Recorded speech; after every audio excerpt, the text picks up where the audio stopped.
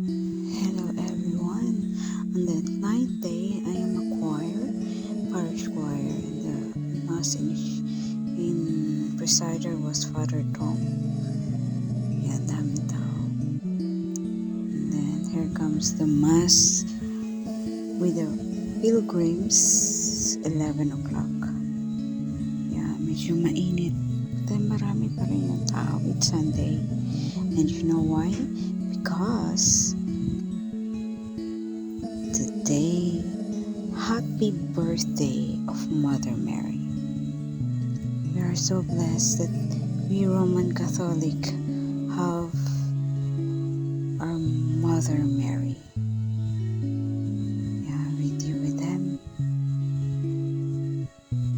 Dami talagang tao kasi bishop yung mag-preside ng mass. So, lumabas na lang ako kasi may upuan pa naman sa labas. Medyo mainit. But then, it's fine. Yan. Picture sila. And then, mass in the afternoon. And here comes the fireworks display for the celebration of Mother Mary's birthday. Thank you for watching.